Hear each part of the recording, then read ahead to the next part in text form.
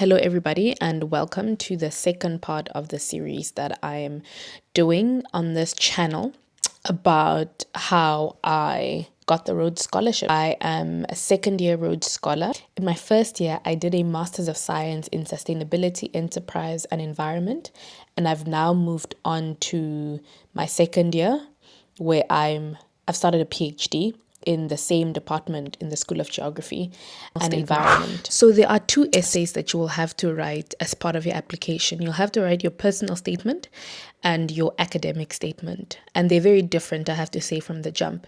Your personal statement really is exactly what it sounds like. Who are you? What don't assessors see from your CV? Tell your story. And then your academic statement is specifically about the course you want to pursue and why you're prepared for it, why at Oxford specifically. I'll be talking about the personal statement here. I'll start off with the tips and then I will read mine at the end. So the first tip is be creative with it, right? Remember that whoever's reading your application on the other end of the line is also a person. Imagine your application is the last one that they're reading and maybe they've read 100 applications that day, right? And you want to stand out and you want them to remember you. Obviously, don't overdo it, but be creative, be captivating. The way we learn in primary school that you need to start with a hook, end with a hook, leave them thinking about your application, give them something to remember. In literature, in primary school, you learn about motifs, right? Think about motifs, think about creative writing strategies. Do you want to fictionalize this? Really, I think the style of your personal statement is also an opportunity for you to reflect your personality. And if you're creative and you haven't had the opportunity to do that in any other part of the application, be creative in your personal statement. Write the essay that you want to write. Obviously, the first thing that we all do is jump onto the internet and look for examples of other essays, and then we want to mimic it. There's no such thing as the perfect Rhodes Scholarship application personal statement, right? Don't write what you think they want to read because this is personal to you and it's specific to you. So write the essay that you want to write to communicate the part of your story that you want to communicate. That being said, please, for the love of all things holy, and I know in this day and age it's so difficult, but please do not use ChatGPT or Claude or AI, rather, just broadly, to write your essay for you. It might help. It might help you articulate better, but AI will not give you personality. AI will not give your essay substance. It won't give it appeal. It won't give it spirit. It won't give it heart. If you're going to use AI, use it for structure, use it for grammar, use it for maybe where you can fill up certain things, how to end a certain sentence, but you cannot use AI for a personal statement. It is personal. It is not you. That's very important. So write the essay that you want to write, not the one that your LLM wants to write. Third tip, answer the question that is being asked. There are prompts. What is the question asking? Even if you have to signpost at each place where you're answering the question, do that. And you'll see in my essay when I read it, our prompt in 2024 asked about self, and then it asked about others, and then it asked about world. And for me, I wanted to make sure that I was answering each part of the question. So literally I signposted in my essay self, and then I wrote the first third of my essay. And then I signposted others, and then the second third of my essay. Then I signposted world, then the third part of my essay. So answer the full question, read your prompt, and make sure that your essay addresses each part of the question. Don't just hope that your essay will be so excellent and so brilliant that you'll get away with not answering the full question. Answer the question. Captivate. What I mean by this is, again, don't just be boring. Oh, I was born in northern Namibia. Then after that, I moved, and then after moving I went to school, then after school my sister was born. What's the story? And I always like to tell the story where once in Rhodes House, which is sort of where the Rhodes Scholars hang out here, someone walked in who I didn't know, and she asked, you're Rhodes Scholar? And I was like, yeah. She was like, oh, so what's your thing? And I was like, what do you mean? And she was like, now what's your thing? Like, it seems like every scholar has like a thing that they're assigned. So what's your thing that you're solving? And it's really funny because I guess from the outside looking in, it looks a bit culty because, it does look like everyone has a thing. But I like that because it's simple, but it's really profound. So what is your thing? From your corner of the world, what are you solving? What is important to you?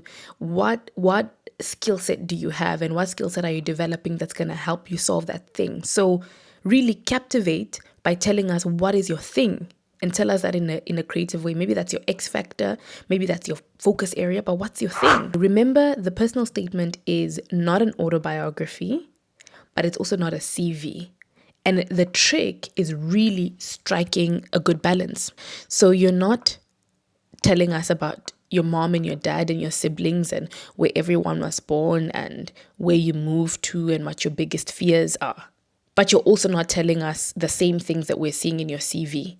So it's really a balance where in your personal statement, you do want to sprinkle in some bits of how incredible you are, right?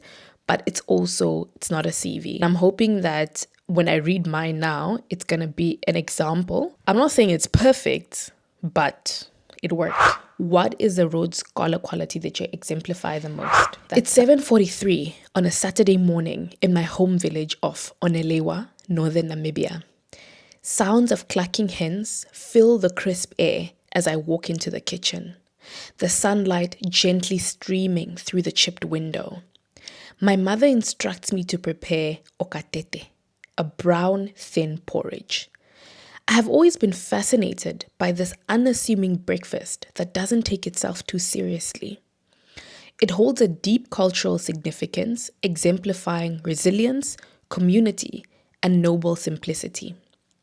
When I first arrived to the United States, I struggled to relate to peers who had experienced some of the best pleasures that money can buy. I didn't even know how to use Uber. I was not particularly impressive, and I was from an inconspicuous country in Southern Africa that most still pronounce as Nambia. I was, in many ways, the underdog. But one thing I was sure about was my relentlessness to determine the truth about my capacity and use it to the full. Despite its lack of glamour, Okatete exemplifies virtue, it rises to the occasion, and it fulfills its role to the highest degree possible, all the time. It's a characteristic that reveals my most potent Rhodes Scholar quality, the unrelenting energy to transcend what the world has said about poor Black women and utilize my talents to the full. When I left for China at 18 and later the United States, I thought that it would be for good. I was enchanted by the technological and economic strides that I witnessed in those countries. Ironically, my fascination with developed economies turned my gaze inwards and propelled me to evaluate Namibia's progress against international standards. My childlike awe propelled me to ask, what if? What if I can help replicate this progress at home? One of Okatete's greatest cultural characteristics is that it must not be eaten alone. It is designed to be a communal experience. Likewise, I could not indulge in the sweetness of a life abroad without the paralyzing sense of duty to integrate Namibia into my newfound worldview. To solidify this intellectual duty, I undertook to write and publish monthly opinion editorials in Namibia's most widely read newspapers. This self-imposed commitment is my way of staying intellectually engaged while simultaneously subjecting my opinions about governance to scrutiny. What can you learn from others, and what can others learn from you? Which is why I spoke about another Rhodes Scholar who's doing amazing things and whose journey I was following. And then something that I did and that I can teach other people in the community from having produced the show. What constitutes excellent living systems? What is magic made of? Rhodes Scholars are undoubtedly diverse in their interests and contributions to the world, but their common denominator is an unstoppable, unrelenting excellence. What is the essence of that excellence, and how do we scale it beyond individuals and transplant it to empower societies? Rhodes scholars like Selina Brinkman, who focused on successfully reducing noise pollution of wind turbines, inspire my hunger to glean the DNA of excellence. From the Rhodes community, I want to learn, what is magic made of? In turn, I contribute the curiosity that birthed my most challenging and rewarding undertaking to date, producing and hosting Spotlight, a television show chronicling the stories of young Namibian entrepreneurs.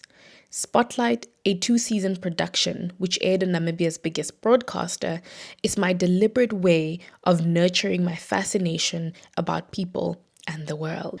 The financial, legal, and mechanical complexity of producing a TV show as a full-time student implores me to draw on courage, community, and verve to see things through. Lastly, it's world. And I think for world, it was, what problem would you like to solve from your place in the world? A 9-month-long public leadership fellowship at the Apolitical Academy in South Africa revealed to me that humanity's most pressing challenges, the well-known isms, are underpinned by a degradation of durable, reliable institutions. My place in the world, Southern Africa, abounds with this kind of system breakdown. One such system breakdown is energy infrastructure. The academic discipline of international relations has reinforced my belief in the power of living interconnected systems. This frame of reference, one that merges a passion for both energy security and for equitable policy, informs my resolve to galvanize African democracies through electrification. Specifically, I rely on my knack for policy to strengthen robust democratic practice through energy security. And the conclusion was just playing around again with that motif of okatete that I had introduced. So again, the creativity. My parents did not have the luxuries of sugar, butter, or milk for their okatete. A prospective Oxford education represents those ingredients. It is indeed my ancestors' wildest dream. I snap out of my slumber, walk to the stove, fetch the milk, butter, and sugar from the chipped wooden cupboard, and prepare okatete like my mother instructed. I stir the thin porridge like my life depends on it, because it does. So a good litmus test should be, if you're reading your essay a few years down the line, in my case it's 2 years, can you still infer from the way you answered the question what the question was? Can you guess what the question was? That's how you know you're answering the question. That's my personal statement. I hope it's been helpful. Also gonna do the academic statement in another video. We might do the academic statement. But thanks for watching.